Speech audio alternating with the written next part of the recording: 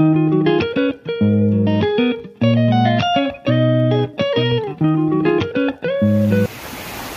Friends, welcome to my YouTube channel.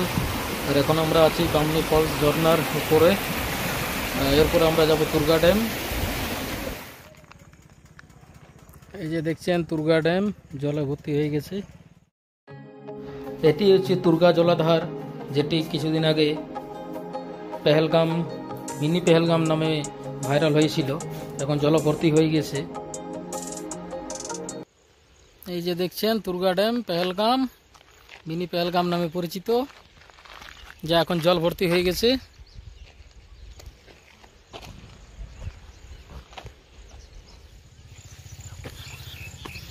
এই যে উপরে একটা মন্দির আছে, সিঁড়ি দিয়ে উপর উঠে যাচ্ছে। উপরে কি মন্দির আছে বাবু? রাম মন্দির।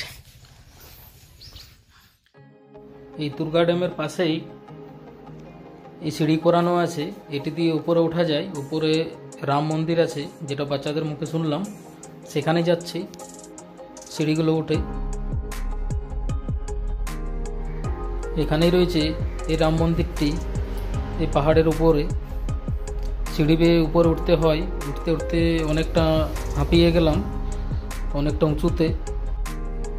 মন্দিরের ভিতরে রাম ভগবানের মূর্তি দেখতে পাওয়া যাচ্ছে। ওই যে দেখুন, রাম ভগবান সাথে মাতা সীতা এবং লক্ষ্মণ রয়েছে। আমরা একটু ভিতরে যাই।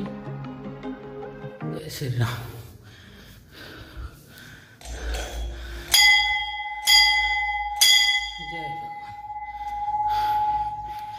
এই হচ্ছে রাম মন্দির, উপরে আছে। আর এদিক থেকে তুর্গা ড্যামের ভিউটা একবার দেখুন। অসাধারণ ভিউ। এটা কাশ্মীরের পেহেলগামের সাথে তুলনা করা হয়েছে জায়গাটাকে। তুর্গা ড্যাম এখন জলে ভরে গেছে। যখন যেটা জল থাকে না, তখন এখানে সবুজ ঘাসে ঢাকা থাকে। এই যে দেখছেন,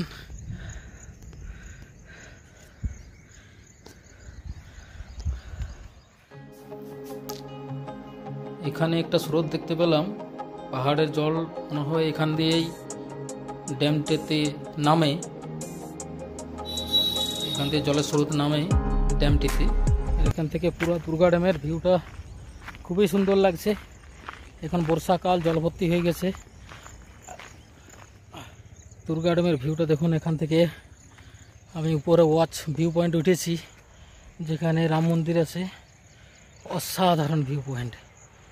ওই যেখানে তুর্গা জলপ্রপাত, এবং এই যে দেখুন বর্ষাকালে তুর্গা ড্যাম যখন জল শুকিয়ে গিয়েছিল, এটা অনেকটা পেহেলগামের সাথে তুলনা করা হয়েছিল জায়গাটা। এই যে দেখছেন বড় বড় গাছ, এগুলো যেখানে জল আছে, জল শুকিয়ে গেলে সেখানে সবুজ ঘাসে ঢাকা থাকে। ওখানে অনেক মানুষ ঘুরে বেড়ায়। এই যে দেখুন তুর্গা ড্যামের উপরে যে রাম মন্দির ছিল, সেই ভিউ পয়েন্ট থেকে আমি নিচে নেমে যাচ্ছি। এখানে ভিডিওটা আমি শেষ করছি। ভিডিওটি ভালো লেগে থাকলে আপনারা চ্যানেলটিকে অবশ্যই সাবস্ক্রাইব করে দেবেন, এবং তার সাথে নোটিফিকেশন অল সেটি অন করে দেবেন। এবং চলুন, দেখা হচ্ছে পরবর্তী ভিডিওতে। ভিডিওটি দেখার জন্য অসংখ্য ধন্যবাদ।